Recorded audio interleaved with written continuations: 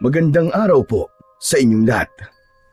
Ang kwentong inyong mapapakinggan ay tungkol kay Alfonso, na isang binatang kuba na hindi nakaranas ng pagmamahal sa sarili niyang ama. Nang umatake muli ang mga aswang sa baryo ni na Alfonso, ay nagkaroon siya ng kagustuang makipaglaban, lalo na't dating manunugis ang tatay niya. Ngunit tumutol ang tatay niya, nasanayin siya.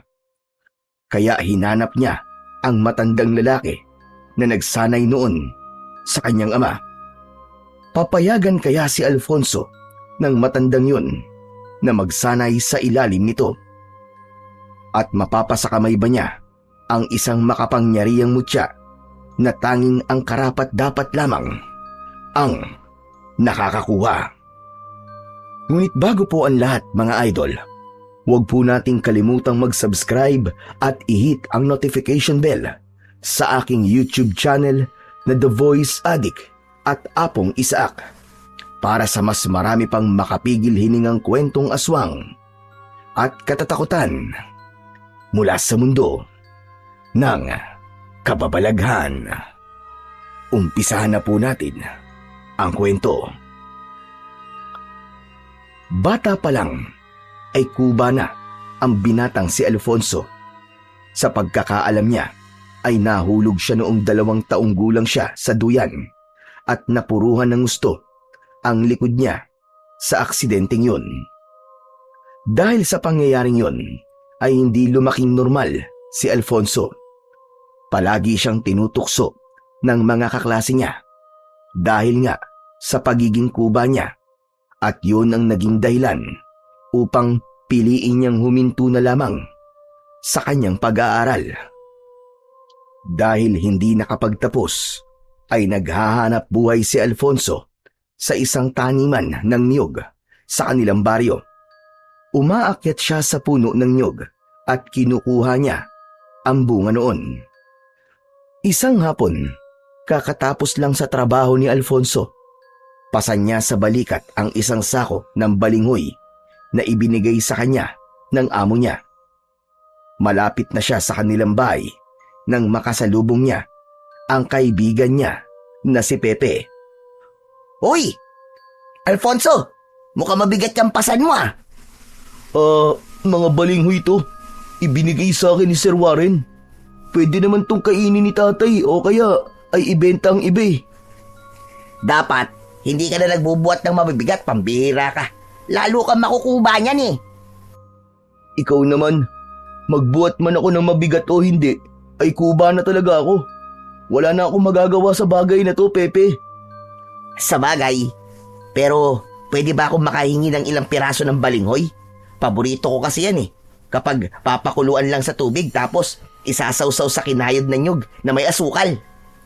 Yun lang ba? Walang problema. Magpunta ka na lang sa bahay at bibigyan kita. Yon! Salamat, Chong ha. Napakabait mo talaga. Alangan namang piliin ko pang maging masamang tao. Di ba? Kuba na nga ako tapos masama pa ang ugali ko.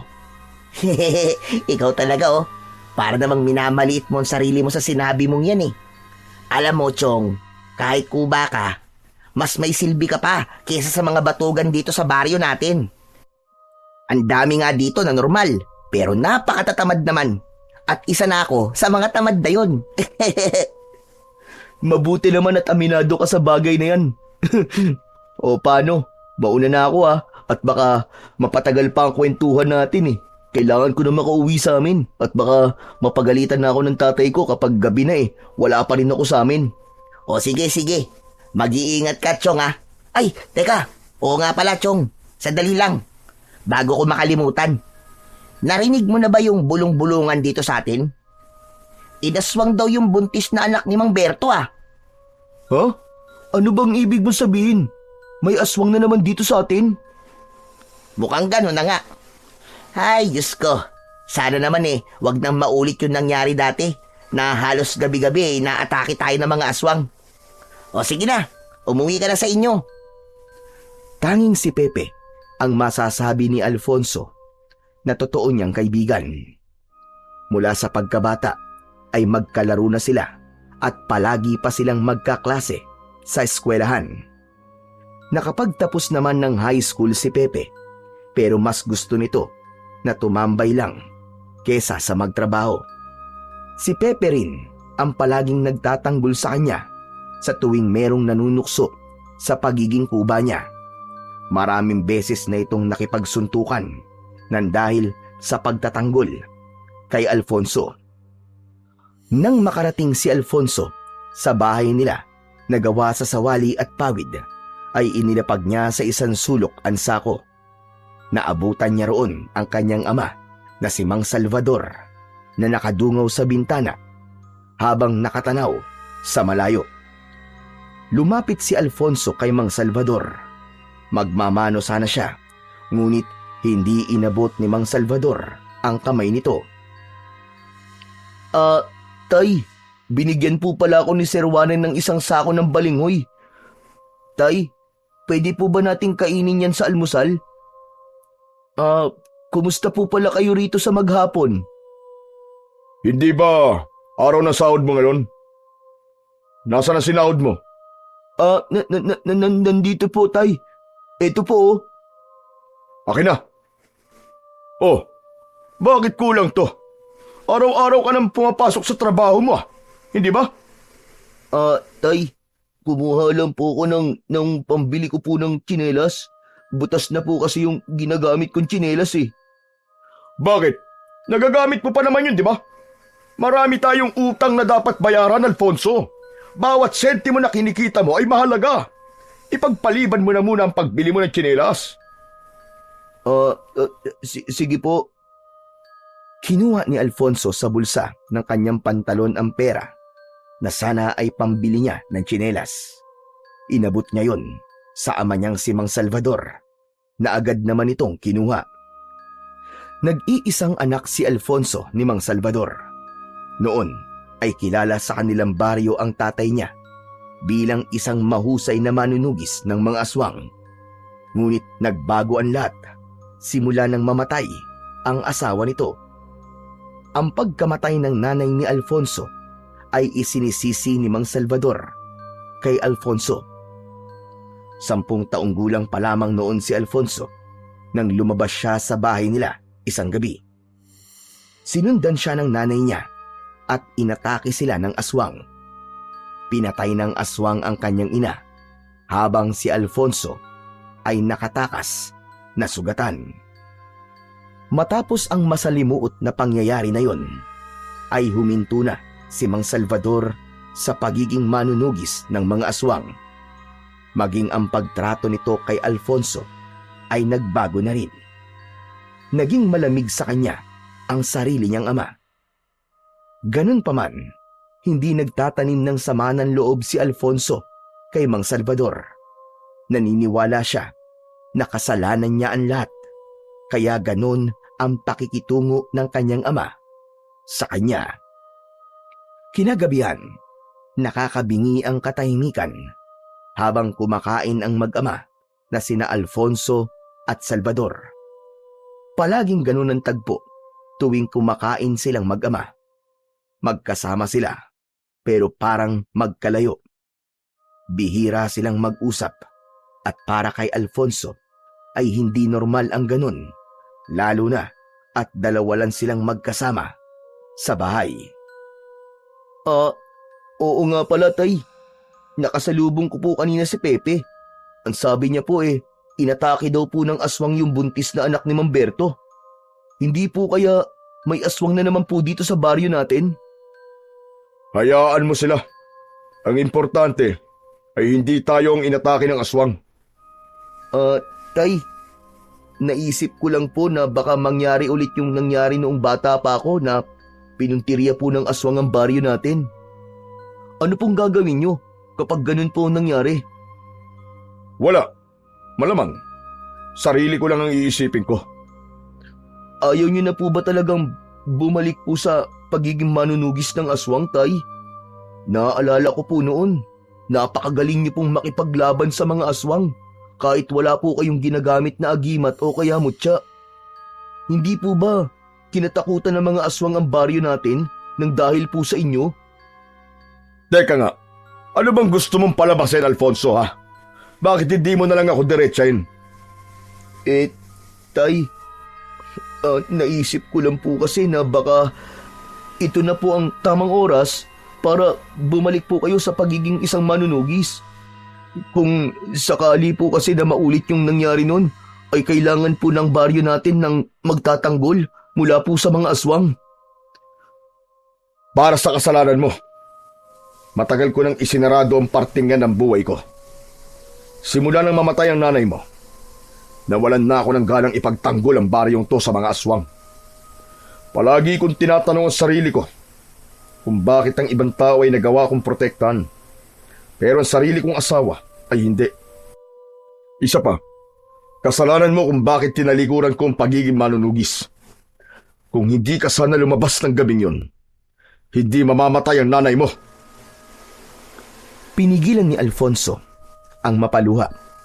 Pakiramdam niya ay paulit-ulit na sinasaksak ng kutsilyo ang dibdib niya sa mga salitang yun mula sa kanyang ama.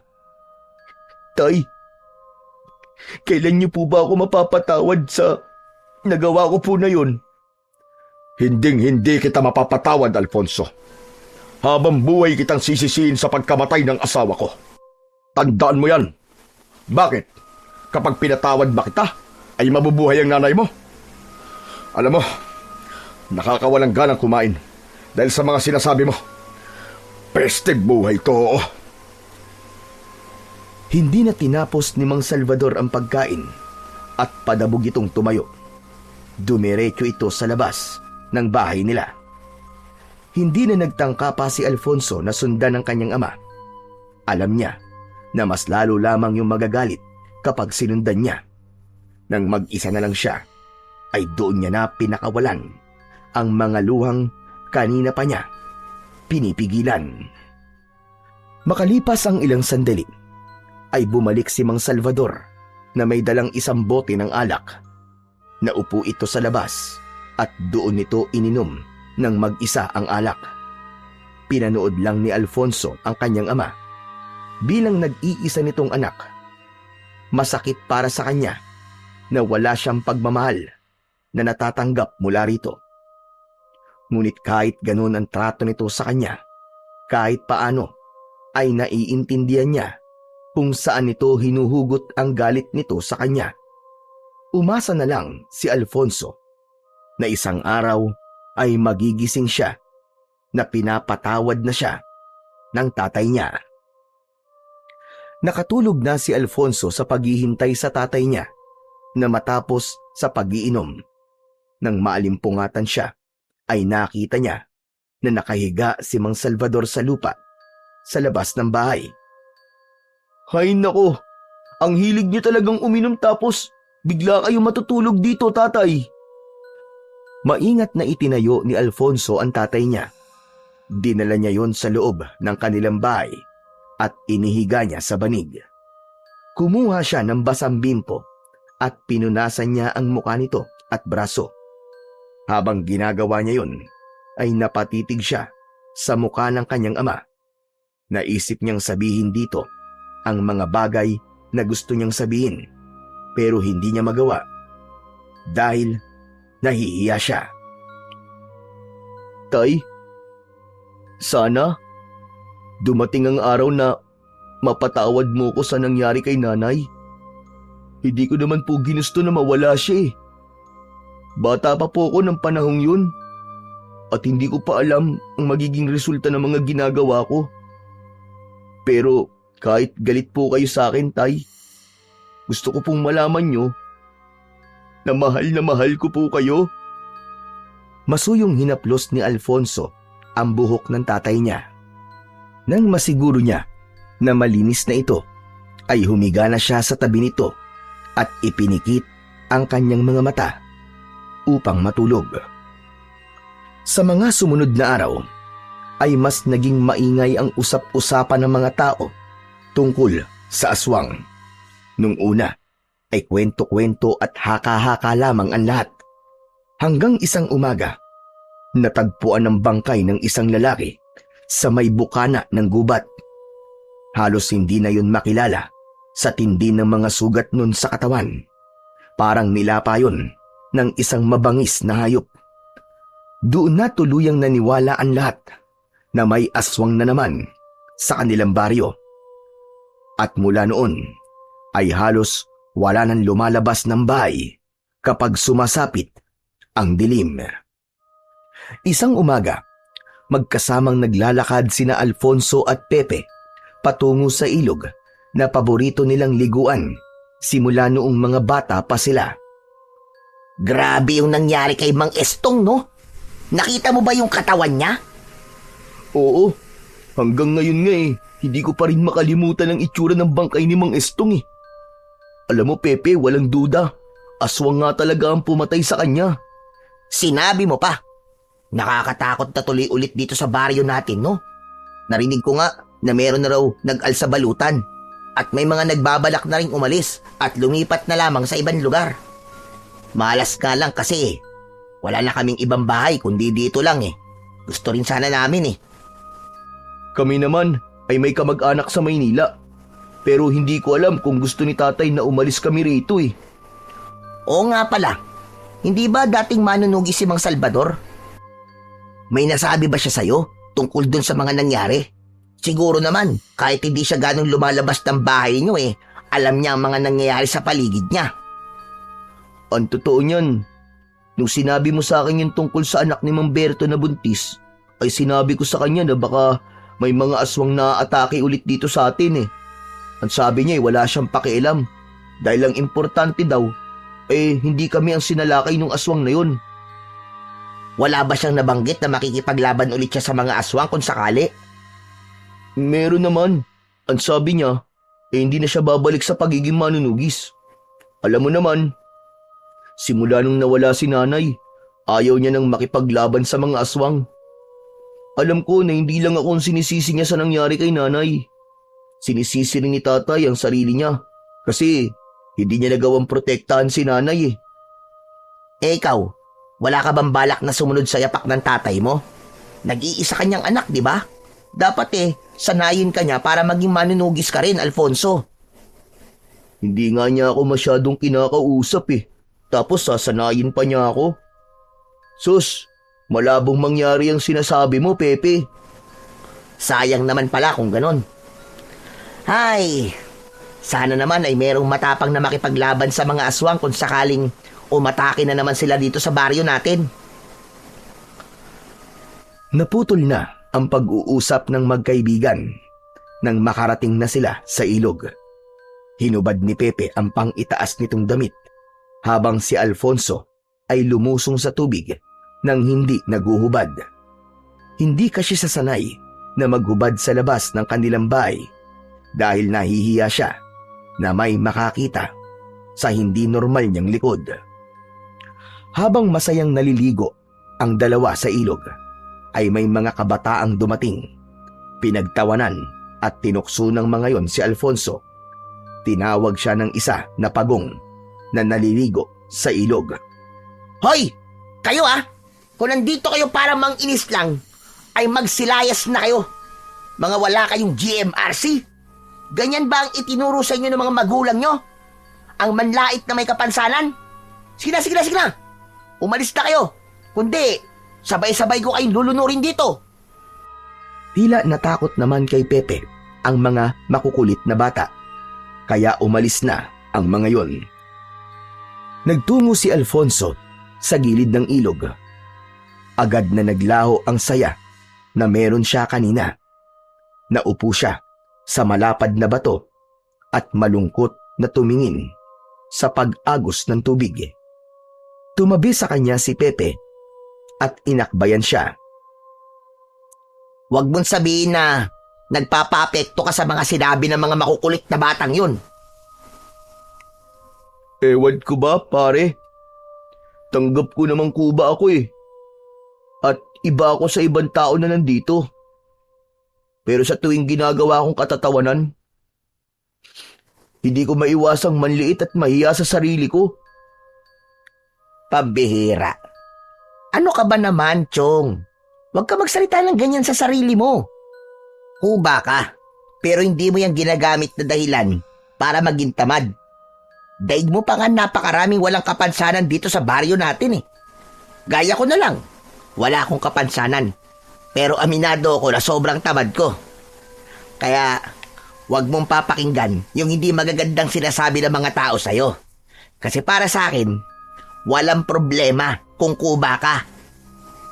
Salamat, Chong ha.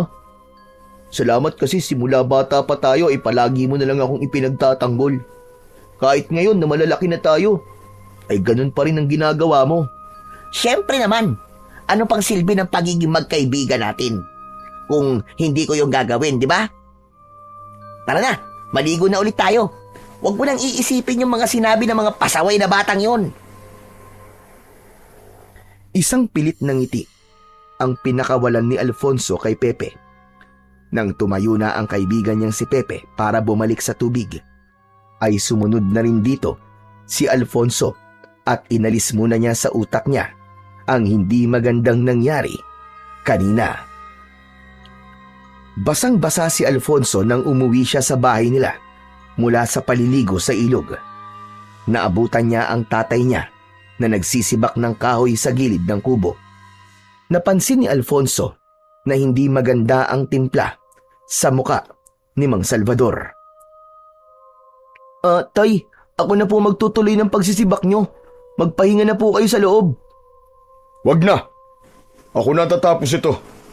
Alam mo namang napakaraming gawain dito sa bahay tapos aalis-alis ka. Ako na nga ang gumagawa ng lahat dito kapag nasa trabaho ka. Tapos ako pa rin kahit wala kang trabaho. Tay, minsan lang naman po akong umalis eh. Nagpunta lang po kami ni Pepe sa ilog para maligo. Isa pa yung pakikibarkada mo kay Pepe na yan. Talagang doon ka nakikipagkaibigan? Sa tamad ba naman ang binatang yun?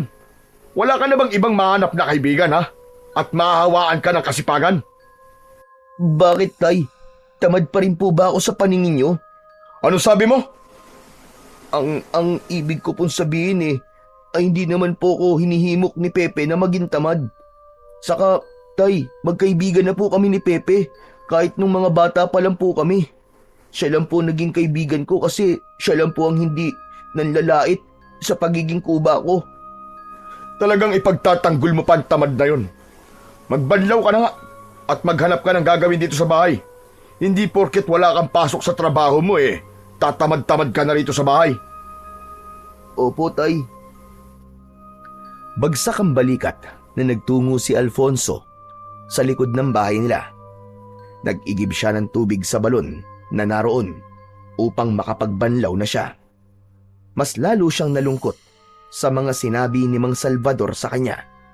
Panlalait na ang nakukuha niya sa labas ng kanilang bahay.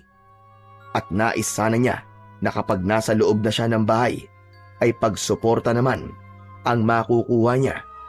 Ngunit hindi ganun ang nangyayari. Pakiramdam niya, kahit na anong gawin niya, ay hindi siya magiging sapat para sa kanyang ama. Habang tumatagal, ay nadadagdagan pa ang biktima ng aswang sa baryo ni na Alfonso.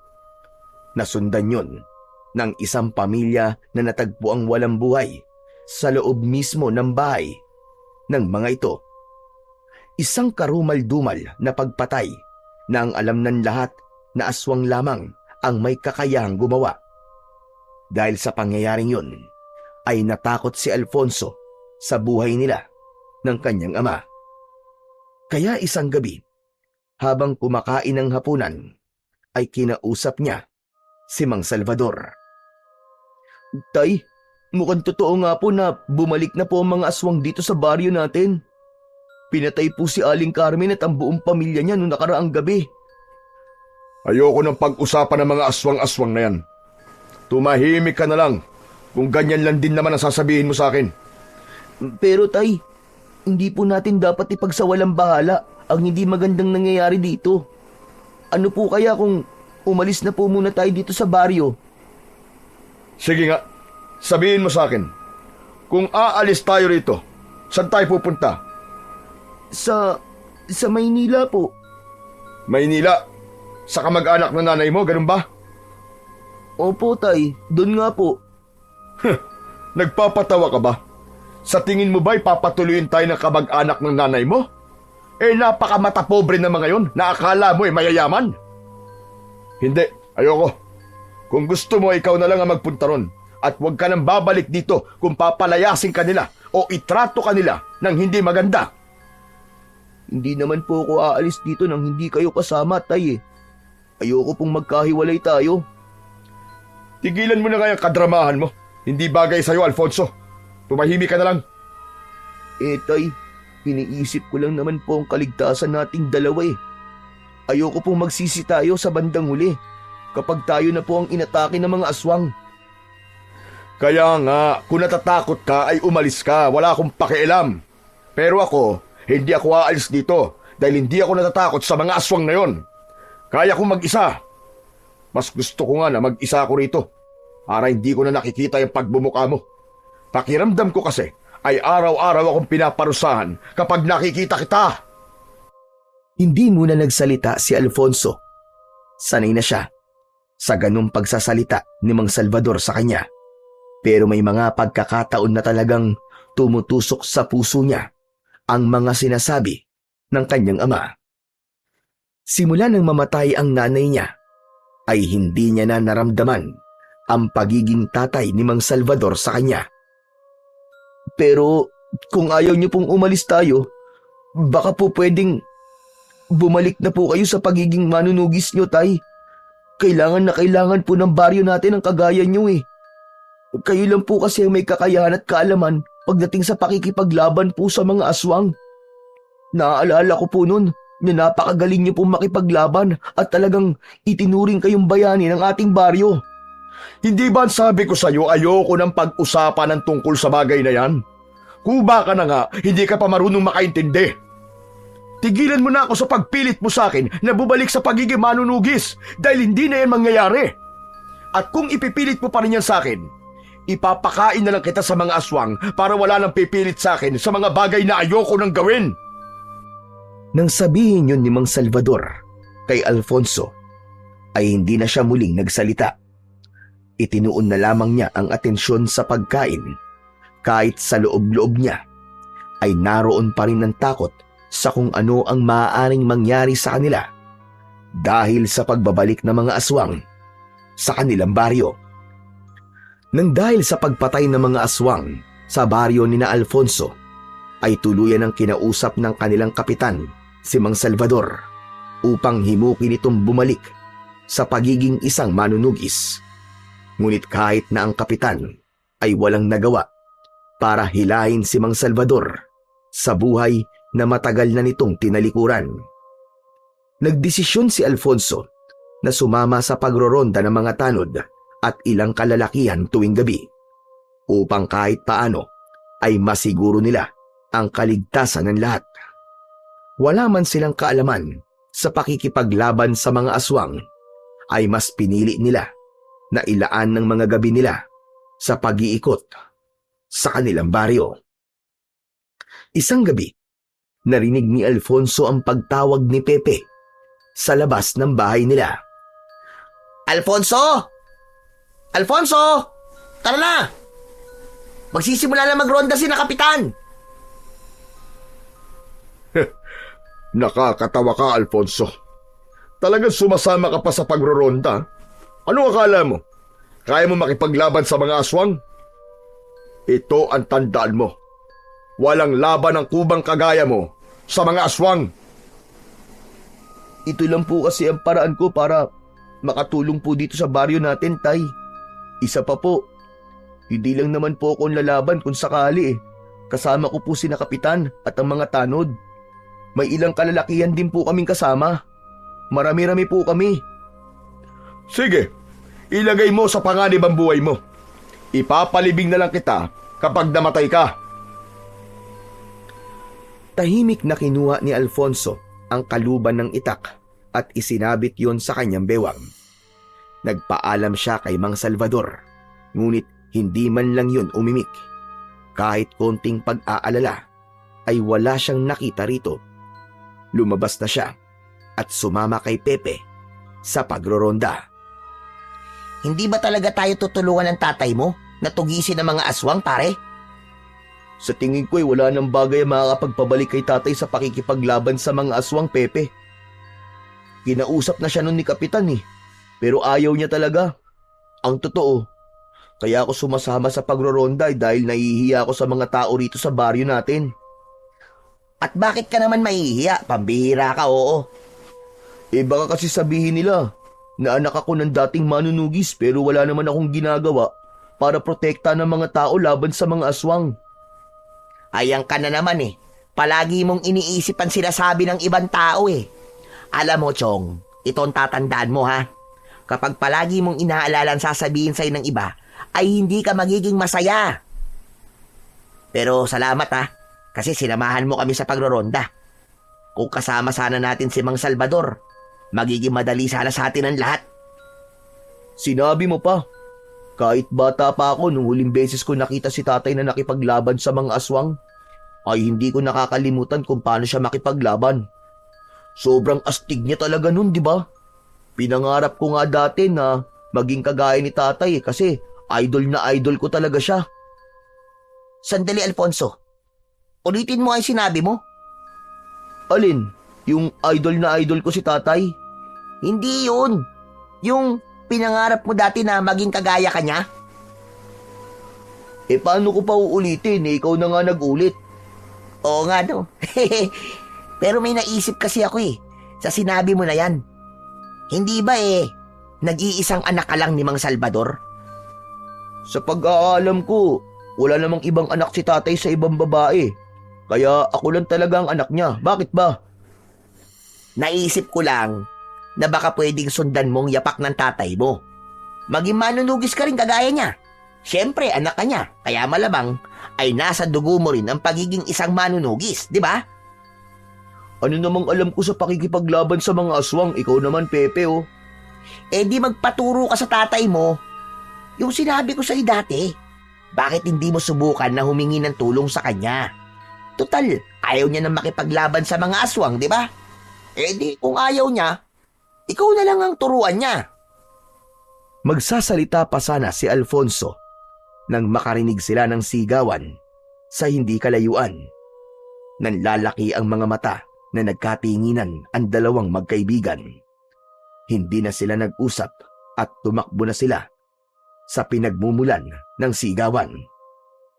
Pagkarating nila sa dulong bahagi ng baryo ay nanghilakbot sila nang makita ang dalawang aswang na inaatake ang mga tanod. Kahindik-hindik ang anyo ng mga aswang. Parang kahoy na ubod ng tigas ang balat ng mga yon.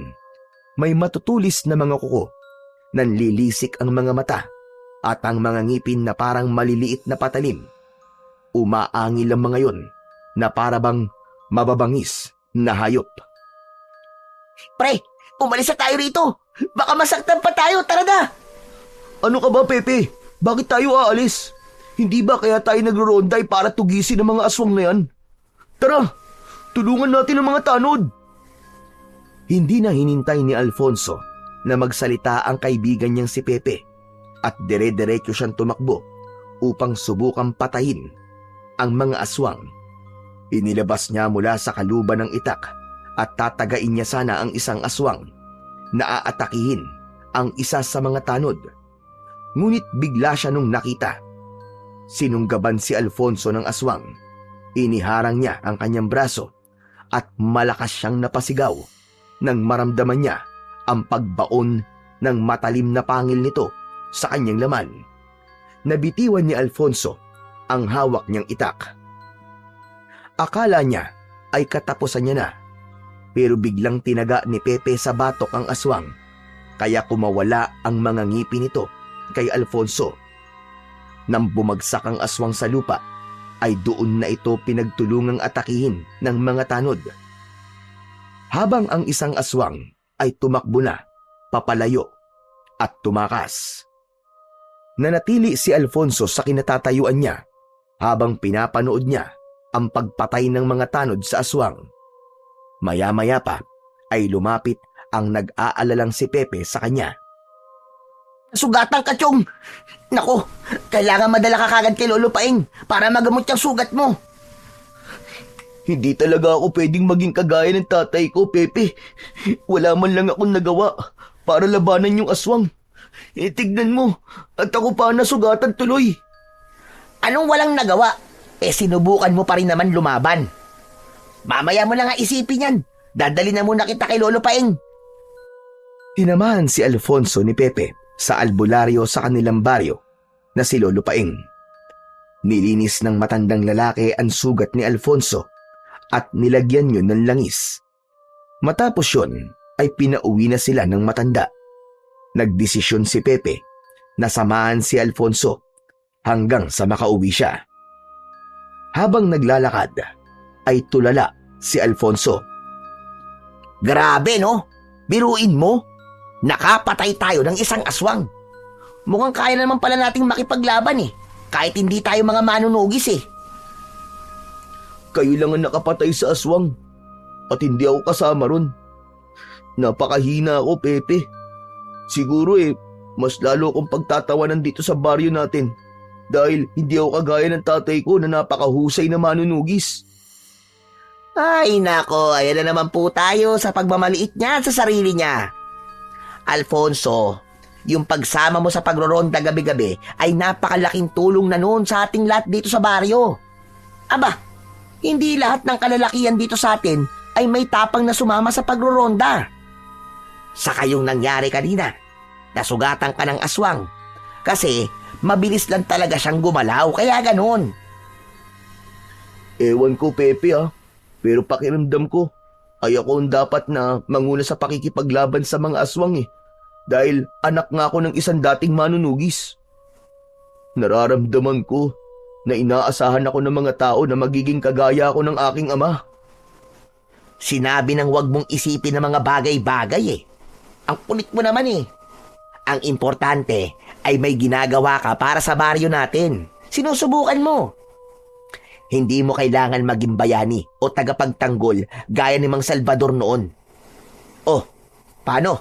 Nandito na pala tayo sa tapat ng bahay nyo. Uuwi na rin ako sa amin Sige, Pepe. Salamat sa pag-aatid Mag-iingat ka pa uwi. Sige, Chong. Naglakad na paalis si Pepe at hindi muna pumasok si Alfonso sa bahay nila.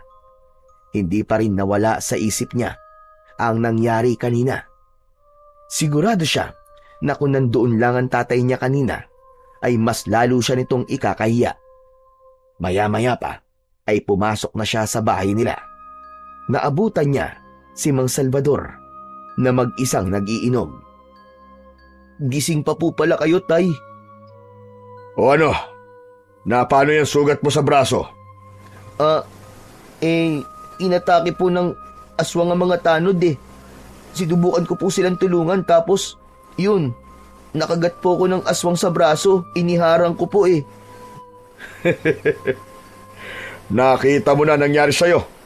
Walang silbi ang pagsama-sama mo sa pagroronda-ronda na yan dahil hindi mo naman talaga kaya makipaglaban sa mga aswang Napakatigas kasi ng ulo mo. O ano, tignan mo nangyari sa'yo. Buti nga sa'yo.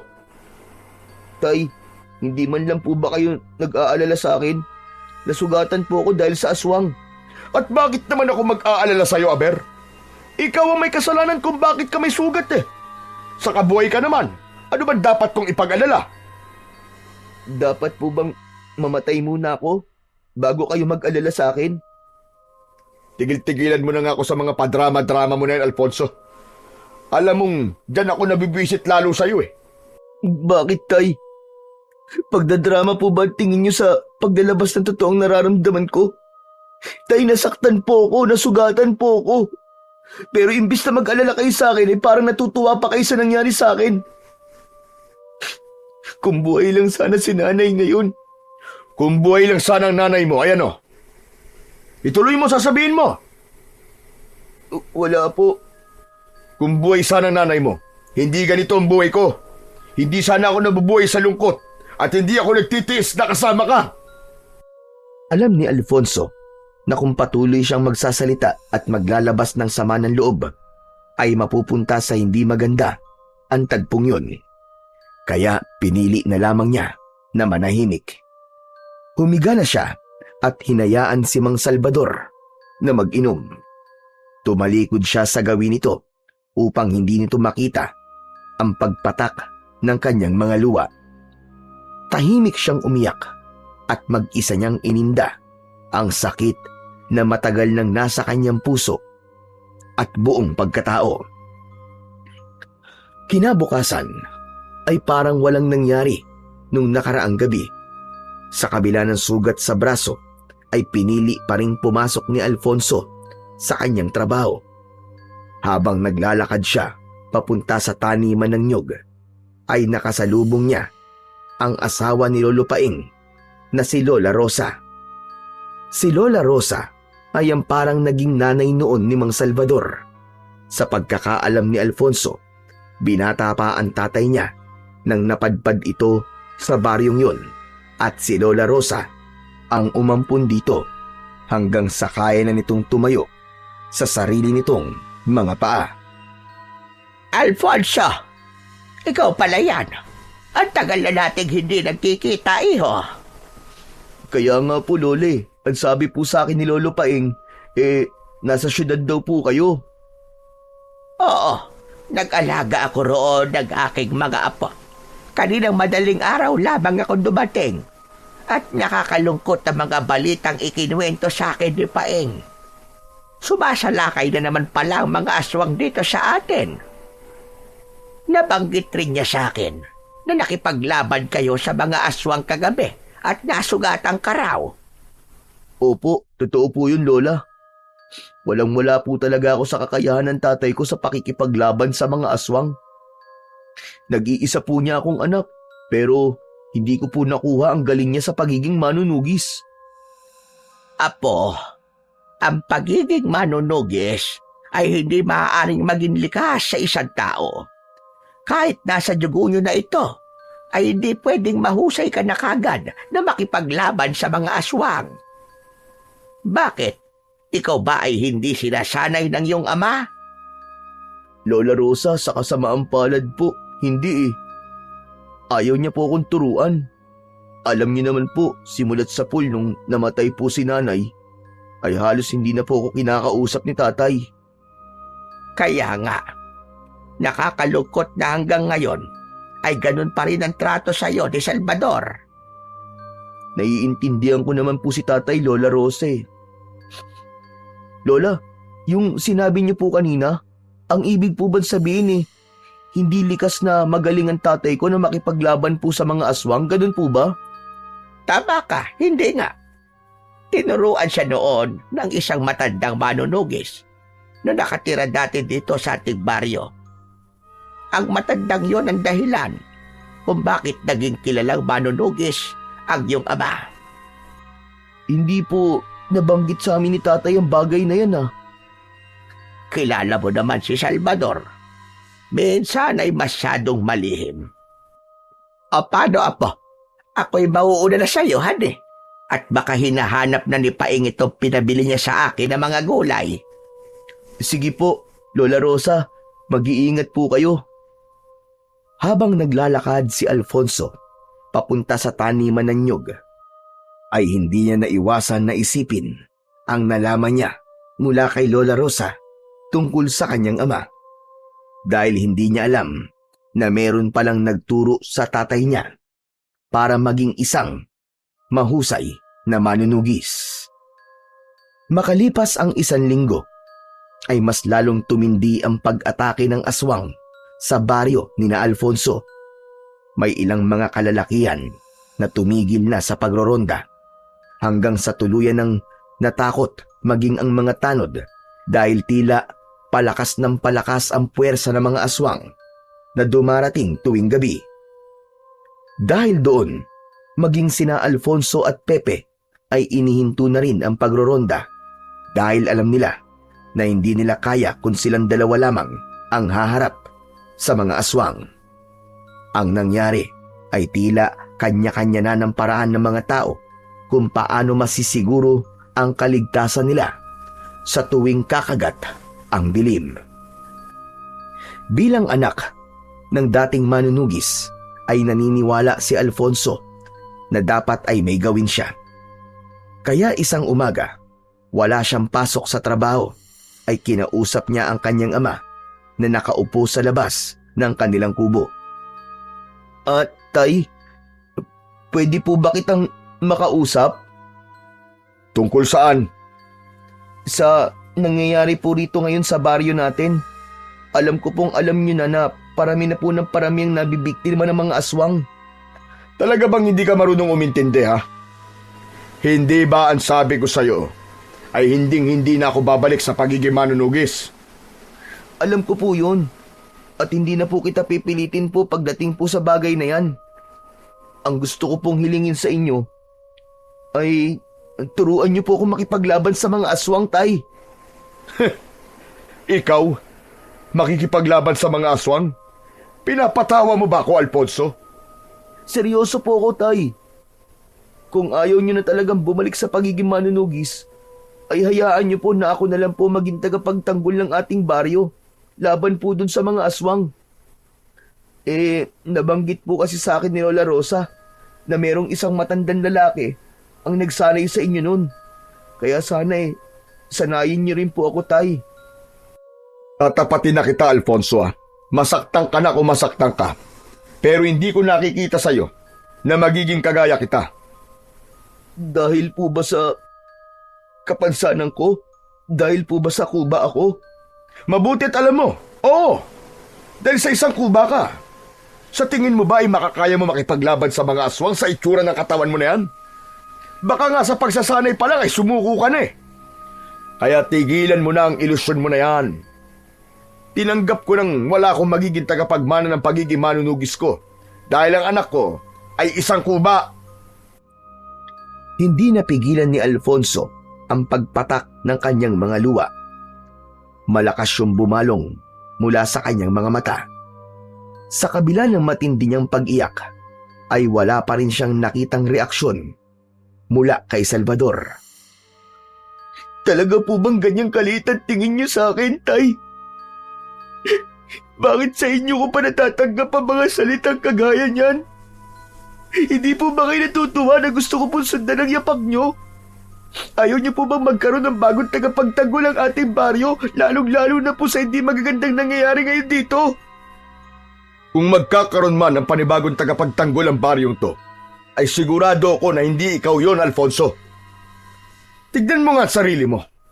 Ganyan bang magiging isang manunugis? Umiiyak. Kalalaki mong tao umiiyak ka. Hindi po kaduwagan ng pag-iyak, Tay. At hindi po porket lalaki tayo, ay hindi na tayo pwedeng umiyak. Tao rin po ako, Tay. At lahat ng tao ay may emosyon. Alam mo, walang patutungang magandang pag-uusap natin ito. Umalis ka na sa harapan ko at nabibwisit na ako sa'yo. Umiim ang bagang ni Alfonso. Marami pa siyang gustong sabihin sa kanyang ama, pero alam niya na sarado na ang isip nito pagdating sa kanya. Pinunasan niya ang kanyang luha at umalis siya sa bahay nila. Gusto muna niyang huminga at makapag-isip-isip. Naglakad-lakad siya hanggang sa makarating siya sa ilog. Umupo siya sa malaking bato sa tabi ng ilog at doon niya itinuloy ang kanyang pag-iyak. Siguro, kung hindi ako kuba, ay sasanayin ako ni tatay na maging manunugis eh. Bakit kasi naging kuba pa ako eh? Ano ba silbi ng kapansanan ko to sa buhay ko? Nagulat si Alfonso nang marinig niya ang pagtawag ng kaibigan niyang si Pepe mula sa likuran niya. Nagmamadali niyang pinunasan ang kanyang mga luha. Hindi pa siya nakontento at naghilamos pa siya sa malinis na tubig ng ilog upang mawala ang bakas ng kanyang pag-iyak. Nang humarap si Alfonso, ay nasa harapan na niya si Pepe. Anong ginagawa mo rito, Chong? Wala, magpapahangin lang. Ikaw, anong ginagawa mo rito? Magpapahangin lang din. Gaya-gaya ka naman eh. Oh, ikaw ba't namamagaya mga mata mo? Umiyak ka ba? Ha? Hindi. Bakit naman ako iiyak? Napuwing lang ako. Napuwing. Gara naman ang pagkapuwing mo, Chong. Dalawang mata talaga. Umamin ka na kasi. Umiyak ka, no? Si Mang Salvador na naman ba ang may gawa niyan? Paano mo nalaman? Tatay mo lang naman ang pwede magpaiyak sa'yo di ba? Ano ba nangyari?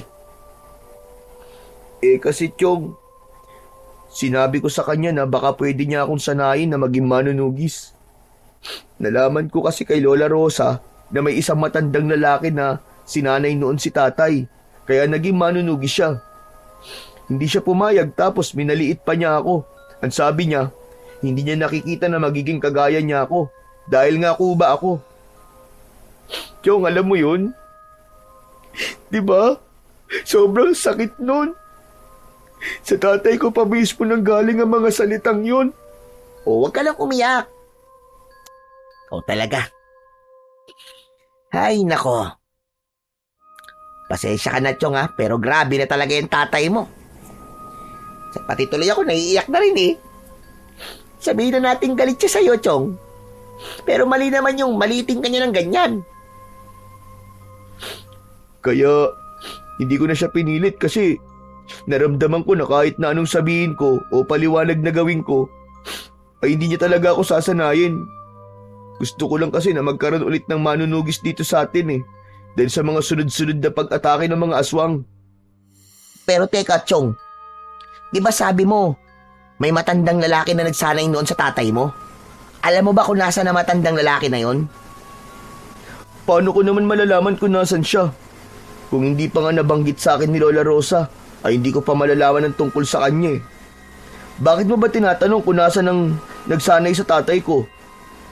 Naisip ko lang kasi, Chong. Kung ayaw kang turuan ng tatay mo na maging manunugis, doon ka na lang sa nagsanay sa tatay mo magpaturo. Sigurado ko na mas marami yung nalalaman kaysa kay Mang Salvador, di ba? Sandaling natigilan si Alfonso sa sinabing yun ng kanyang kaibigang si Pepe. Hindi niya yun naisip pero may punto ang kanyang kaibigan. Biglang tumayo si Alfonso at tumakbo paalis sa ilog. Hoy, Alfonso! Hoy! Saan pupunta? Bakit bigla ka nang iiwan? Basta, sumunod ka na lang sa akin kung gusto mo. Malalaki ang mga hakbang ni Alfonso. Isang panibagong pag-asa ang nagising sa kanyang dibdib dahil sa ideyang ibinigay sa kanya ng matalik niyang kaibigang si Pepe. Nagtungo si Alfonso sa bahay ni na Lola Rosa. Sakto na naabutan niya ang matandang babae na nagwawali sa harapan ng bahay nito.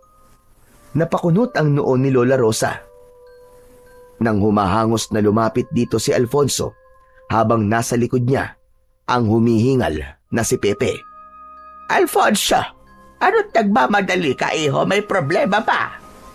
Wala po, Lola. Pero, may gusto po sana akong ipakiusap sa inyo Ano ba yon? Huwag ka lang mangungutang at wala akong pera ngayon. Hindi po ako mangungutang sa inyo, Lola. Gusto ko po kasing malaman kung saan nakatira po yung matandang lalaki na nagsanay po kay tatay para maging manunugi siya. Si Fidel ba ang iyong tinutukoy? Bakit gusto mong malaman kung saan siya nakatira?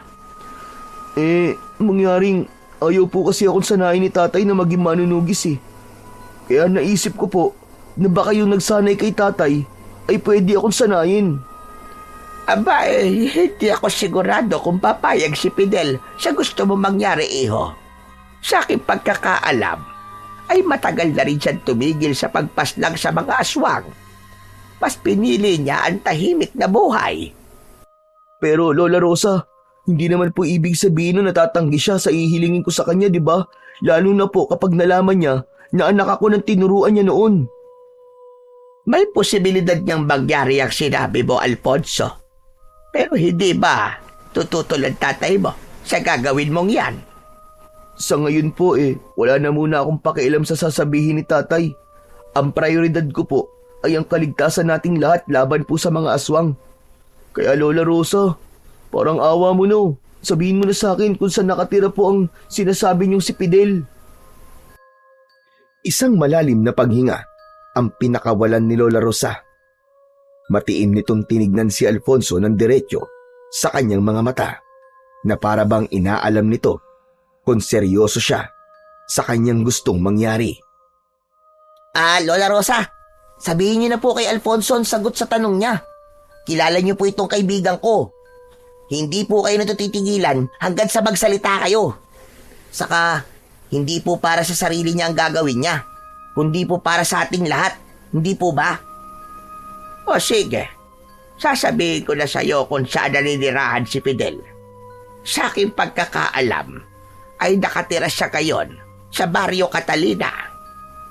Hindi po ba ilang baryo lang po ang layo nun mula rito? Tama ka. Ipagtanong niyo lang siya roon. Sabihin niyo kung saan nakatira ang dating manunugis na si Fidel. Sigurado ko nakilala siya sa lugar na yon.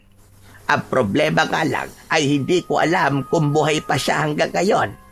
Napakatagal ng panahon simula nang umalis siya sa baryo natin. Malakas po ang kutob ko na buhay pa rin po siya hanggang ngayon, Lola Rosa. Siya na lang po ang pag-asa ko para matuto ko makipaglaban sa mga aswang. Sige po, maraming salamat po sa pagtanong niyo sa tanong ko, Lola Rosa. Nang sandaling yun, ay nagkaroon ng konting pag-asa si Alfonso na matututo na makipaglaban siya sa mga aswang. Ipinagdasal niya na sana ay buhay pa si Mang Fidel upang gaya ng kanyang ama ay maturuan din siya nito kung paano ang maging isang manunugis.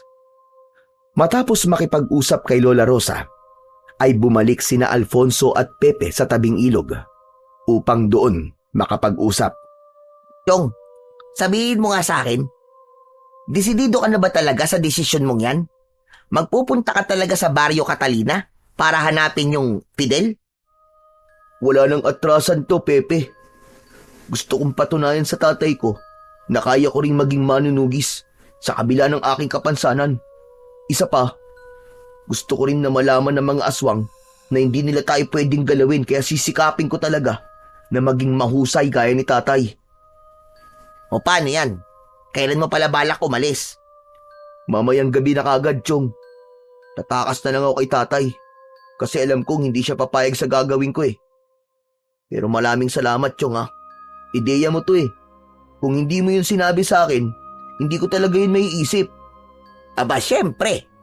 Mukha lang akong hindi nag-iisip, no? Pero marami akong ideyang magaganda. Pero, gusto mo ba na samahan kita sa pagpunta sa Barrio Catalina? Wala rin naman akong gagawin eh. Wag na, Chong. Kaya ko nang mag-isa yun, saka hindi ko rin alam kung gaano ko katagal na mawawala eh. Baka mag-alala ang nanay at tatay mo sa'yo kapag hindi ka kagad nakauwi. Hindi na nagpumilit si Pepe sa kagustuhan nitong samahan si Alfonso. At sa loob ni Alfonso ay desidido na talaga siyang hanapin si Mang Fidel. Nais niyang malaman ang mga nalalaman nito sa pakikipaglaban sa mga aswang upang magkaroon sila ng kahit konting pag-asa na muli nilang mapapahinto ang mga aswang sa pagsalakay at pamimerwisyo sa kanilang baryo. Pagsapit ng gabi, ay tahimik na lumabas si Alfonso sa kanilang bahay. Naging maingat siya sa bawat pagakbang upang hindi magising ang kanyang ama na natutulog. Nag-iwan siya ng pera sa ibabaw ng lamesa upang meron itong magagamit sa mga araw na mawawala siya. Isang lumang bag ang dala ni Alfonso na naglalaman ng pera at konting damit. Nakasabit sa bewang niya ang kaluban na may itak upang handa siya kung sakaling may makasalubong siyang aswang. Nang nakalabas na si Alfonso, ay patakbo na siyang naglakad paalis sa kanilang baryo. Malapit na siya sa bukana ng arko na palabas ng baryo nang may biglang tumapik sa likod niya. Agad siyang naalerto. Hinugot niya ang itak sa kaluban at mabilis siyang humarap sa likod niya. Handa na siyang tagain ng naroon pero nabitin sa hangin ang itak niya nang makita ang kaibigan niyang si Pepe. Wop! Pre, ako to! Ano ba yan? Huwag mo akong tagain. Pambihira ka naman, oo. Ay, sorry. Akala ko kasi aswang ka eh. Ano ba kasing ginagawa mo rito? Bigla ka na lamang sumusulpot. Hindi ba sabi ko sa'yo kanina isasama ako sa'yo? Kaya ako nandito kasi sasamahan kita sa pupuntahan mo. At ang sabi ko sa'yo ay huwag ka nang sumama sa akin kasi kaya ko nang mag-isa to. Bakit? Sinabi ko bang payag ako na hindi mo ako isama? Hehehe. O ano, tara na. Para makarating na agad tayo sa Baryo Catalina. Ewan ko sa'yo, Chong. Ang tigas din talaga ng ulo mo kahit kailan eh. Mana lang naman ako sa'yo, no? Saka, Chong, hindi kita pwedeng pabayaan, no? Gusto ko nakasama mo ko sa mga nangyayari sa'yo sa Baryo Catalina. Gusto kong masaksiyan kung paano ka huhubugin ng Fidel na yon para maging isang mahusay na manunugis. Oh, bakit naluluwa ka dyan? Paano, Chong? Naluluwa lang kasi ako eh. Talagang suportado mo ko sa lahat ng bagay na ginagawa ko. Napakaswerte ko kasi may kaibigan akong kagaya mo, Chong. Salamat ha. Anak ng nagdrama pa talaga. Tara na nga. Baka makahanap pa tayo ng masasakyan para hindi na tayo mahirapan sa paglalakad. Tara na! Matapos yun, ay magkasama na ngang naglakad ang dalawa palabas ng kanilang baryo. Halos 1 oras ang ginugol nila sa paglalakad bago sila nakarating sa mismong kalsada. Pagdating doon ay tuloy pa rin sila sa paglalakad. Tila umayon naman sa kanila ang pagkakataon dahil merong isang jeep na dumaan. Nakisakay sila roon nang malaman nila na pupunta yon sa baryo na katabi lang ng Baryo Catalina. Pasikat na ang araw nang marating nina Alfonso ang Baryo Catalina. Halos gaya rin ng baryo nila ang lugar na yon. Mga kubo ang bahay, mga palayan at kabundukan sa hindi kalayuan. Ang kaibahan nga lang ay may mangilang-ngilang tao na nasa labas ng ganung oras. Sa baryo kasi nila, hanggat hindi pa sumisikat ang araw, ay wala pang naglalakas ng loob na lumabas ng bahay dahil nga sa takot sa mga aswang. Nagtanong sina Alfonso at Pepe sa isang matandang babae na kanilang nakasalubong kung kilala ba nito si Mang Fidel na dating manunugis. Ayon sa matandang babae ay nakatira si Mang Fidel sa loob ng kagubatan. Sinabi nito na diretsuhin lang nila ang daan na makikita nila sa bungad ng gubat at mahahanap nila kagad ang bahay ni Mang Fidel. Hindi na nga nagsayang ng oras sina Alfonso at pinasok na nila ni Pepe ang kagubatan sa Baryo Catalina. Chong, sigurado ka ba sa ginagawa natin na to? Talagang kailangan natin pumasok sa gubat na to? Na hindi tayo pamilyar? Sigurado ako, Chong. Saka may daan naman tayong sinusundan eh. Kaya huwag ka matakot na baka maligaw tayo. Pero paano kung paglaruan tayo ng tikbalang tapos iligaw tayo? Di babaligtarin na lang natin ang damit natin.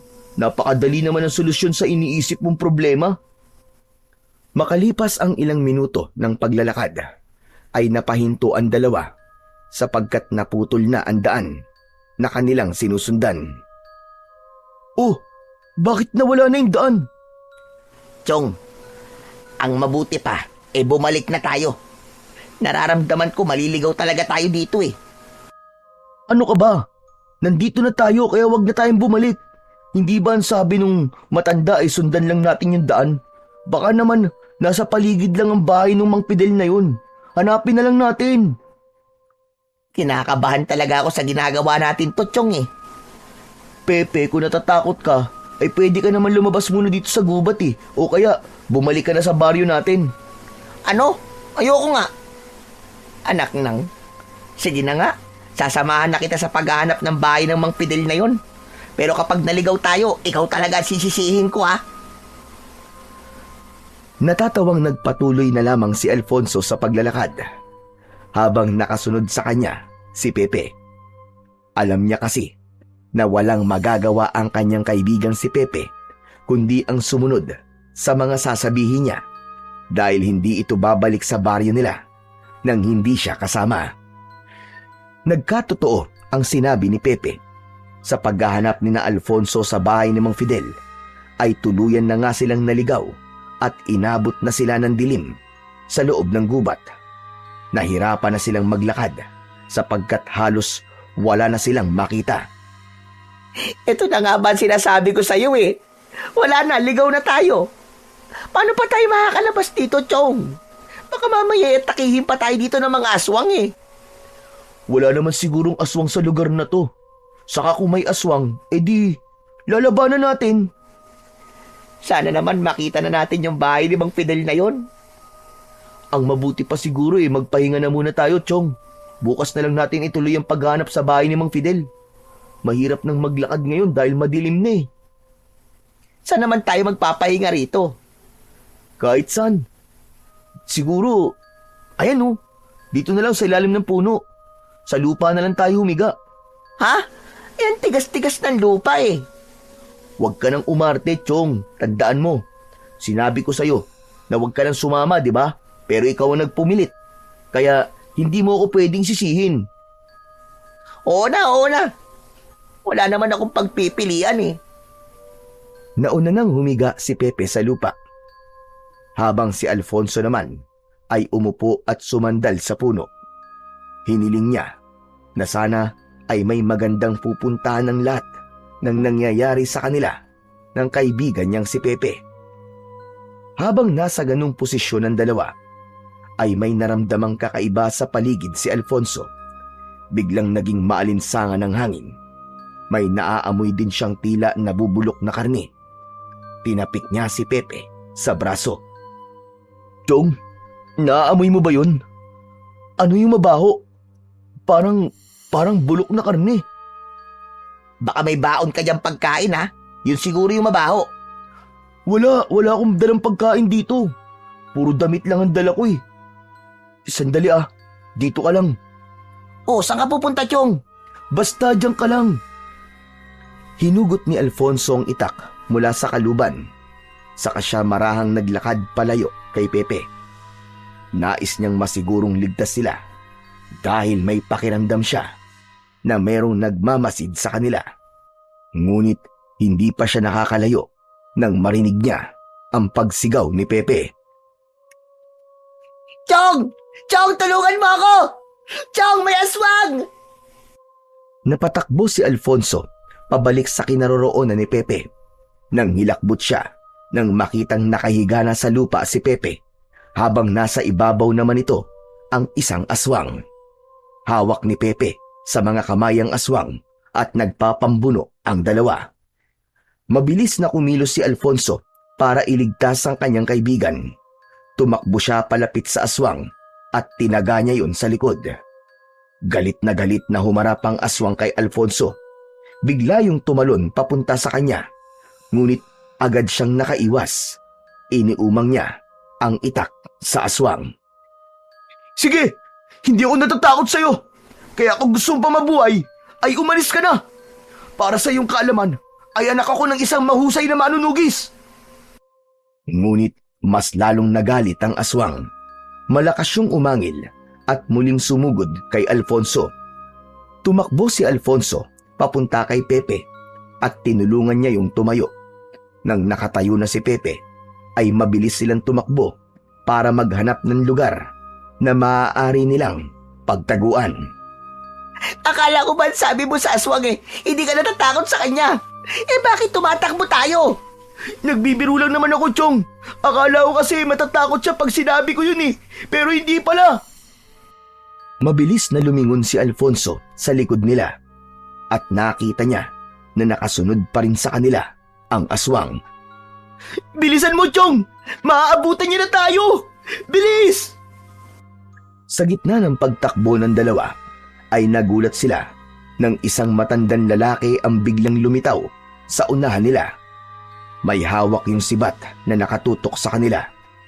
Nagimbal ang magkaibigan at ang unang pumasok sa utak ni Alfonso ay sisibatin sila ng matandang yun. Dumapa kayo! Bilisan niyo!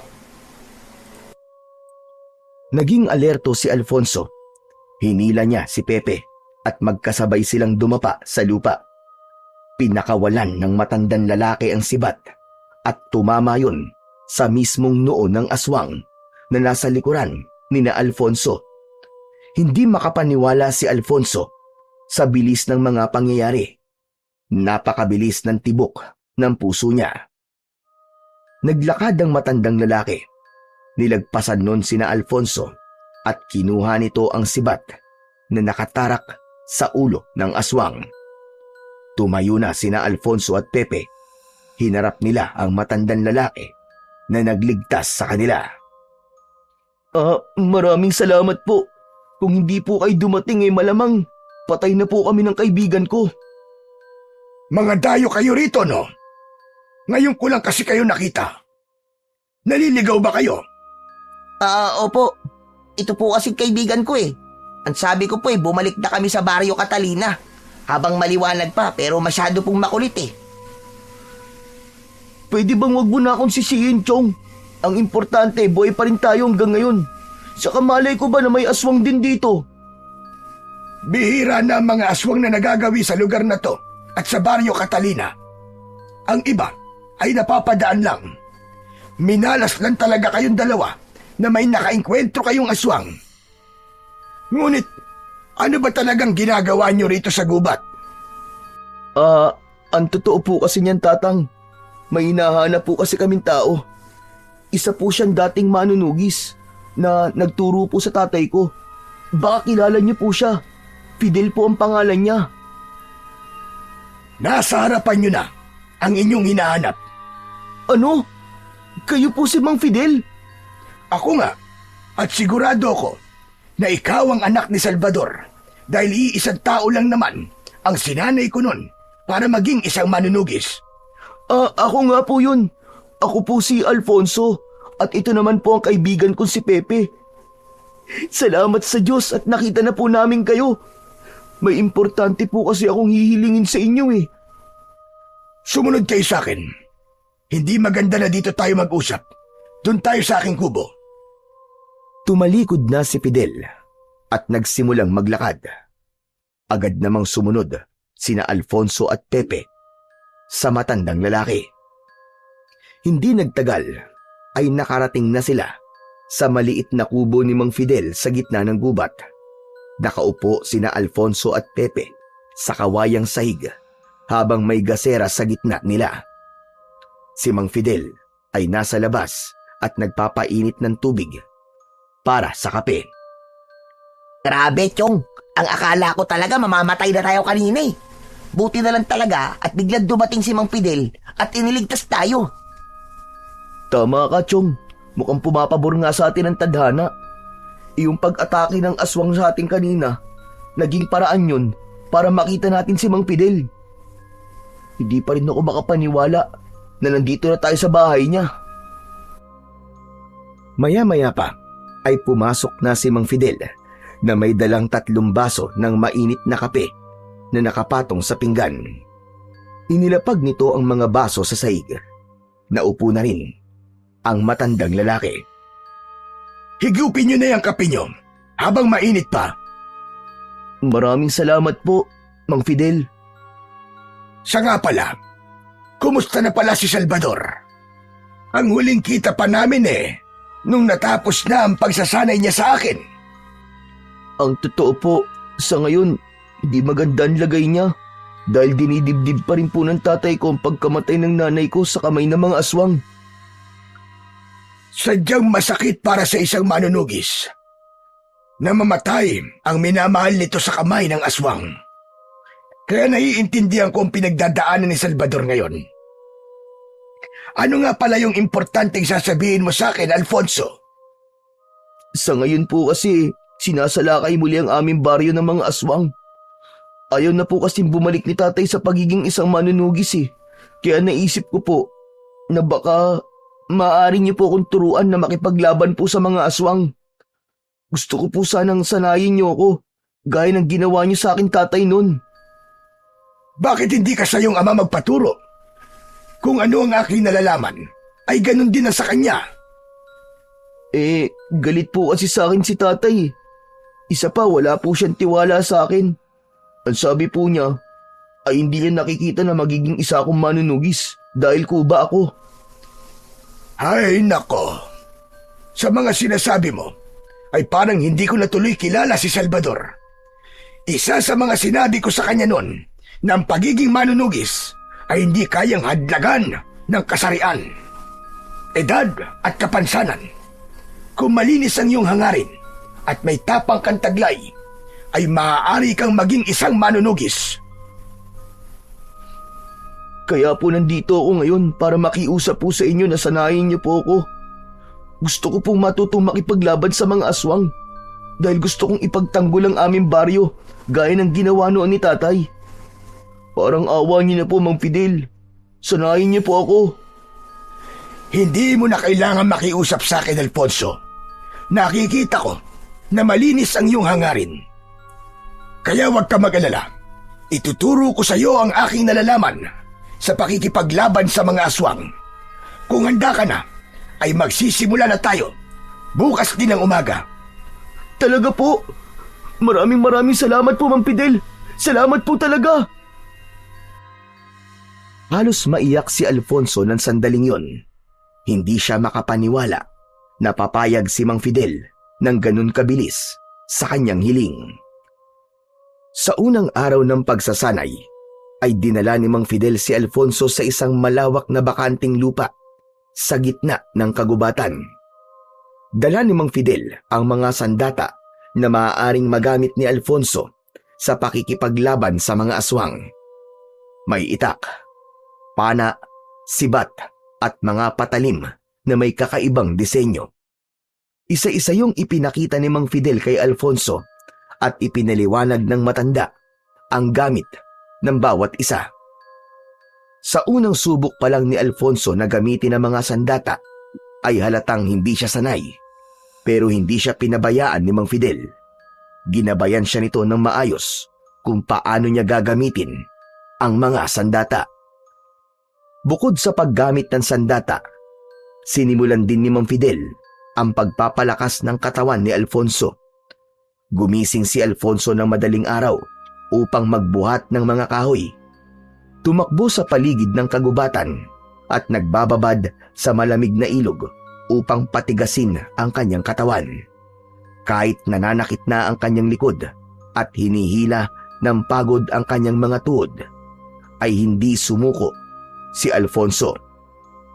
Gusto niyang patunayan na kaya niya at hindi hadlang ang pagiging kuba niya upang maging isa siyang manunugis. Makalipas ang halos 1 linggo, ay tuluyan nang natutunan ni Alfonso ang paggamit ng iba't ibang sandata. Kung minsan ay hinahayaan na siya ni Mang Fidel na magsanay ng mag-isa. Isang hapon, habang nasa gitna ng pagsasanay si Alfonso, ay lumapit sa kanya si Mang Fidel, kasama ng matanda, si Pepe. Pinahinto siya ni Fidel at anito ay nais siya nitong kausapin. Ano pong sasabihin niyo sa akin, Mang Fidel? Tinatapos ko na ang pagsasanay mo sa araw na ito, Alfonso. Nakikita ko sa galaw mo ang iyong ama. Hindi nakapagtataka na ikaw nga ay kanyang anak. Maraming salamat po. Lahat po ng ito ay dahil sa inyo. Salamat po at pinayagan niyo akong magsanay sa tulong niyo. Habang buhay ko pong tatanawin na malaking utang na loob to sa inyo. Walang anuman. Isang karangalan sa akin ang makapagturo ng kaalaman sa pakikipaglaban sa lahat ng mga nagnanais na maging isang manunugis. Ngunit Alfonso, nais ko na makasiguro na mananalo ka sa pakikipaglaban mo sa mga aswang sa inyong baryo. Kaya may isang bagay na nais kong subukan mong kunin. Ano po ang bagay na yun? Ang mutya ng buto ng kamelyo. Isang makapangyarihang mutya na magbibigay ng isang kakaibang lakas at husay sa pakikipaglaban sa kung sino man ang magmamay-ari nito. Nasaan po ang mutya na sinasabi niyo? Ang mutya ng buto ng kamelyo ay matatagpuan sa isang kuweba na hindi ganun kalayo sa aking kubo. Minsan ko nang sinubukang kunin yon, Ngunit hindi ako ang hinihintay ng diwatang nagbabantay sa mutyang yon. Pero baka hindi ko rin po makuha ang mutya, Mang Fidel. Kayo nga po na napakatagal ng manunugis ay hindi nakuha yon. Ako pa ho kaya? Walang nakakaalam sa basihan ng diwata sa pagbibigyan ito ng mahiwagang mutya. Kaya subukan mo lang, malay mo, ikaw na pala ang matagal nang hinihintay ng diwata na makakakuha sa mutya ng buto ng kamelyo. Isang malalim na paghinga ang pinakawalan ni Alfonso. Malaking tulong ang mga natutunan niya kay Mang Fidel tungkol sa pakikipaglaban sa mga aswang. Pero kung magkakaroon siya ng isang makapangyarihang mutya, ay mas magiging malaki ang posibilidad na magtagumpay siya na mapalayas ang mga aswang sa kanilang baryo. Kinagabihan, bago sumapit ang 12:00 ng hating gabi, ay magkasamang lumabas ng kubo sina Alfonso, Pepe at Mang Fidel upang magtungo sa kuwebang kinaroroonan ng mutya ng buto ng kamelyo. Tangan ni Mang Fidel ang lampara na siyang nagsilbi nilang tanglaw sa kanilang dinaraanan. Makalipas ang halos 1 oras na paglalakad, ay huminto sila sa harapan ng malaking kuweba. Nandito na tayo. Nasa loob ng kuwebang yan ang mutya na kailangan mo, Alfonso. Diretsuin mo lang ang daan, papasok, at huwag kang liliko. Sa dulo ay may makikita kang isang napakalinis na batis. Tawagin mo ang diwatang si Mandaya. Sabihin mo na nais mong makuha ang mutya ng buto ng kamelyo. Tandaan mo, huwag kang mag-iisip ng kahit na anong negatibo. Ang isipin mo lang ay ang dahilan kung bakit gusto mong maging tagapangalaga ng mutya ni Mandaya. Opo, tatandaan ko po ang lahat ng sinabi niyo, Mang Fidel. Good luck sa'yo, Chong, ha? Sigurado ako na makukuha mo kung ano man ang dapat mong kunin sa loob ng kuweba na yan. Hindi ka namin maaaring samahan sa loob, kaya dito na lang kami maghihintay sa'yo. Ibinigay ni Mang Fidel ang lampara kay Alfonso upang magsilbing tanglaw niya sa loob ng napakadilim na kuweba. Agad siyang pumasok sa kuweba at tinahak niya ang mabato at madulas na daan. Naging maingat siya sa kanyang paglalakad dahil isang maling hakbang lang niya ay maaari siyang maaksidente at masaktan. Kakaiba ang lamig sa loob ng kuweba na yon. Nakakabingi rin ang katahimikan. Pakiramdam ni Alfonso ay napakaraming mata ang nakatingin sa kanya, ngunit nagpatuloy lang siya sa paglalakad hanggang sa narating na niya ang dulong bahagi ng kuweba. Doon ay nakita niya ang isang napakalinis na batis. Inilapag niya ang lampara sa malapad na bato. Huminga ng malalim si Alfonso at wala siyang ibang inisip kundi ang dahilan kung bakit niya nais na makuha ang mutya ng buto ng kamelyo. Ngayon pa lang ay humihingi na po ako ng paumanhin sa paggagambalang gagawin ko sa diwatang nakatira sa batis na nasa aking harapan. Sinasamo kita, Mandaya. Nandito ako dahil nais kong malaman kung ako ay karapat-dapat sa mutya ng buto ng kamelyo. Nagulat si Alfonso nang magkaroon ng tila maliit na ipo-ipo sa gitna ng batis. Umikot ng marahan ng tubig sa batis at mula sa gitna ay lumitaw ang isang babaeng nagliliwanag ang buong katawan. Sa sobrang liwanag nito ay hindi makita ni Alfonso ang itsura ng naturang babae. Ang tanging nakikita niya lang ay ang hugis ng katawan nito at ang buhok nitong sumasayaw sa hangin. Sigurado si Alfonso na yun na ang diwatang si Mandaya. Narinig niya ang malamyos na tinig ni Mandaya sa loob ng kanyang ulo. Tinanong siya ni Mandaya kung ano ang dahilan kung bakit niya nais makuha ang mutya. Mahal na diwatang Mandaya, nais kong maging mas malakas, hindi para sa aking sarili, kundi para sa mga tao sa aming baryo. Sinasalakay kami ng mga aswang gabi-gabi. Dumarami na ang mga inosenteng buhay na nawawala. Kaya kung hahayaan mo kung makuha ang bagay na aking ipinunta rito, ay ipinapangako ko sa inyo na gagamitin ko lang yun sa kabutihan at sa paglaban sa kasamaan. Biglang nawala si Mandaya. Huminto sa pag-ikot ang tubig sa batis. Naghintay ng ilang segundo si Alfonso, ngunit walang nangyari. Nanlambot si Alfonso. Nabigo ako. Hindi ako ang karapat-dapat. Malungkot na kinuha ni Alfonso ang lampara. Tatalikod na sana siya para lumabas ng kuweba nang biglang unti-unting nawala ang tubig sa batis. Tila sinipsip ng lupa ang tubig na naroon.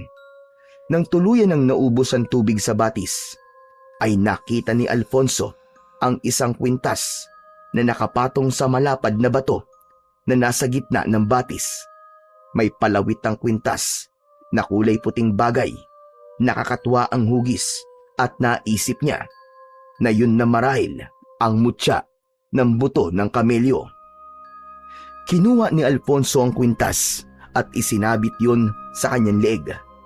Agad niyang naramdaman ang kakaibang kapangyarihan na bumalot sa kanyang buong katawan.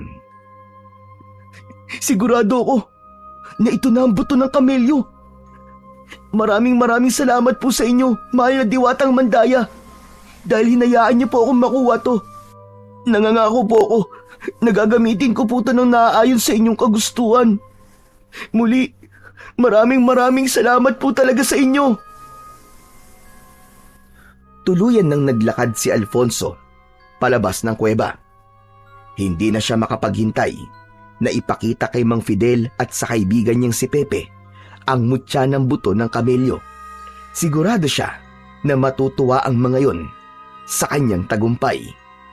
Nang nakalabas na si Alfonso sa kuweba, ay nakita niya sina Mang Fidel at Pepe na matyagang naghihintay sa kanya. Agad na lumapit ang dalawa sa kanya at bumakas ang saya sa muka ng mga yon nang makita ang kwintas na nakasabit sa kanyang leeg. Nagtagumpay ka, Alfonso!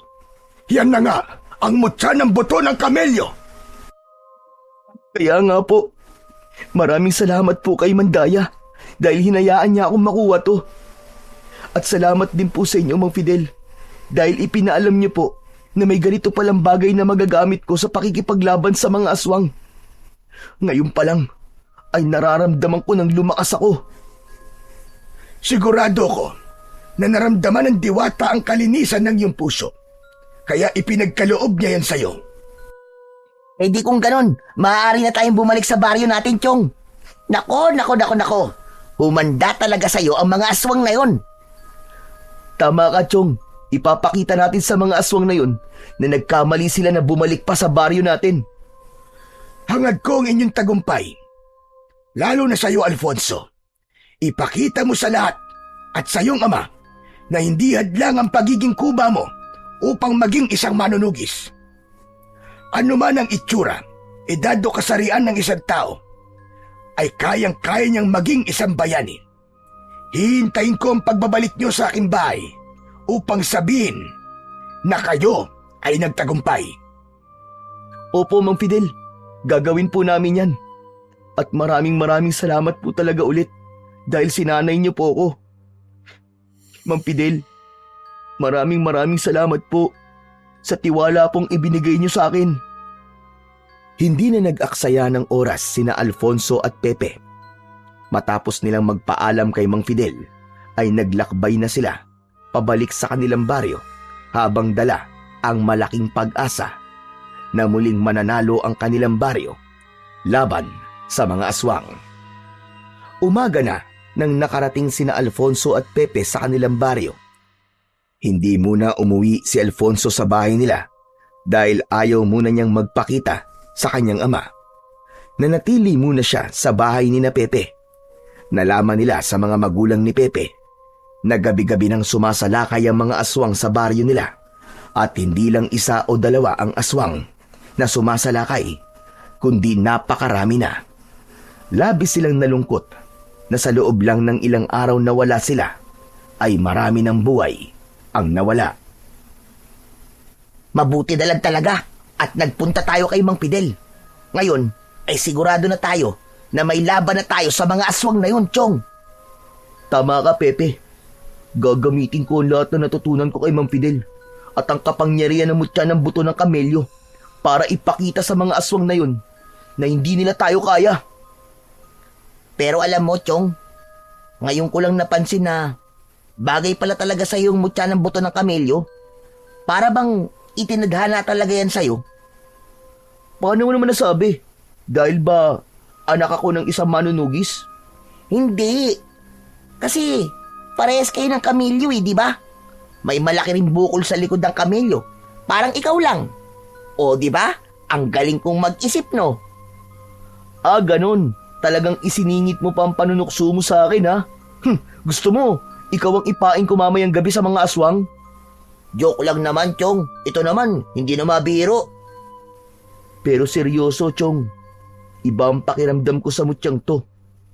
Tamang sinabi mo. Para bang nakatadhana talaga siya para sa akin. Naramdaman ko kagad ang koneksyon naming dalawa nung unang beses ko siyang nakita. Magagamit mo yan para maipakita mo sa tatay mo na kaya mo ring maging kagaya niya kahit minamaliit ka niya. Tignan ko lang kung hindi malaglag ang panga niya kapag nakita niya mga the moves na itinuro sa'yo ni Mang Fidel. Napangiti si Alfonso sa sinabing yon ng kaibigan niyang si Pepe. Aminado siya na isa yon sa mga gusto niyang mangyari, ang makita ng tatay niya na kahit kuba siya ay kaya rin niyang maging isang manunugis at kaya niyang ipagpatuloy ang legasiyang sinimulan nito sa kanilang pamilya. Pagsapit ng gabi ay hindi naisipang matulog ni Alfonso. Nararamdaman niya ang presensya ng mga aswang sa paligid kahit napakatahimik ng gabing yon. Napansin niya na isa sa kakayahang ibinigay ng mutya sa kanya ay ang malakas na pakiramdam, lalo na sa panganib na nagbabadya. Mula sa kusina ng bahay ni na Pepe ay kinuha niya ang bagong hasang itak na nasa kaluban. Isinabit niya yon sa kanyang bewang. Chong, lalabas na ako ah. Ha? Bakit? Wala pa naman mga aswang ah. Nararamdaman ko na sila sa paligid. Nandito na sila at mukhang naghihintay na sila ng tamang pagkakataon para umatake. Oo nga pala, kumusta yung pakikipag-usap mo kay Kapitan kanina? Nako, masamang balita. Ang sabi ni Kapitan ay wala nang may lakas ng loob na makipaglaban sa mga aswang dito sa baryo natin. Kung ganun pala, ay mag-isa ko na lamang silang haharapin. Tutulungan kita, Chong. Hindi kita pwedeng pabayaang mag-isang makipaglaban. Hindi na kailangan, Chong. Baka kung ano pang mangyari sa'yo eh. Ako na lang ang haharap sa kanila. Sigurado ka ba? Oo, sigurado. Sa tingin ko naman eh, hindi ako pababayaan ng mutya ng buto ng kamelyo. Kung yan ang gusto mo, sige. Pero kapag nakita kong kailangan mo ng tulong, tutulungan kagad kita ha. Hindi mo ako mapipigilan kapag ganun na ang sitwasyon. Marahang tumango si Alfonso.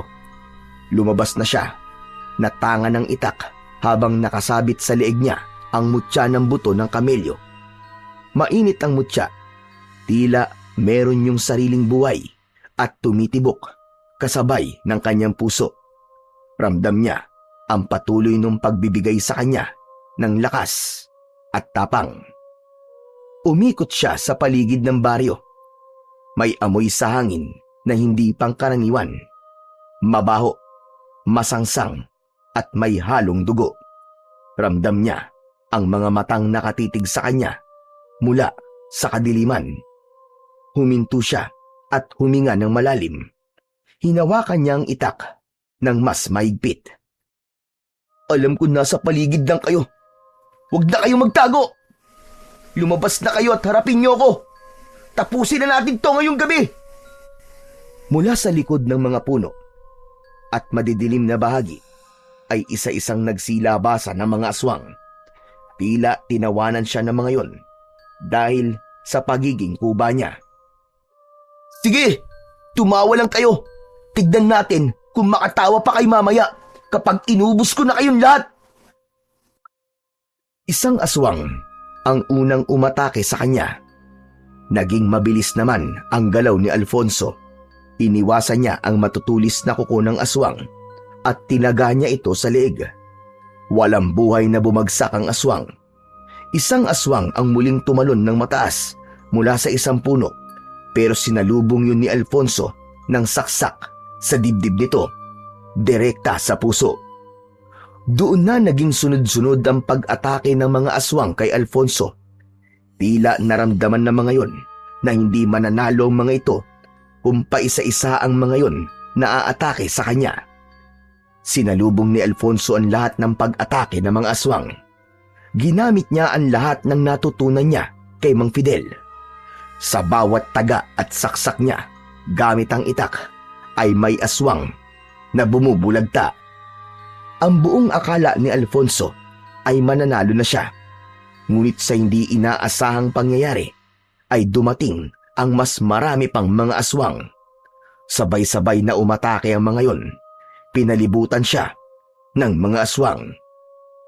Nakailag si Alfonso sa ilang kagat at kalmot ng kanyang mga kalaban, ngunit may ilan na nagawa siyang sugatan sa likod, sa braso at sa kanyang hita, hanggang sa isang aswang ang kinagat siya sa gilid ng kanyang leeg mula sa kanyang likuran. Napaluhod bigla sa lupa si Alfonso nang umalis ang aswang sa kanyang likod. Bigla siyang nakaramdam ng panghihina. Isa-isa niyang tinignan ng mga aswang na nakapaligid sa kanya. Mga hayop kayo! Hindi ako papayag na matalo niyo ako. Kailangan niyong malaman na nagkamali kayo sa desisyon niyong bumalik pa kayo rito. Unti-unting lumapit kay Alfonso ang mga aswang na nakapalibot sa kanya. Hanggang isang boses ang narinig niya na muling nagpabangon ng lakas sa kanyang katawan. Mga hayop kayo! Layuan niyo ang anak ko! Tatay! Biglang dumating si Mang Salvador at pinagtataga nito gamit ang itak ang mga aswang na nakikita nito. May iba na walang kahirap-hirap nitong binuhat at binalibag sa lupa. Lumapit si Mang Salvador kay Alfonso at tinulungan siya nitong tumayo. Tay! Tay, totoo po ba to? Nandito kayo para tulungan ako? Oh, pero mamaya ka na magdrama.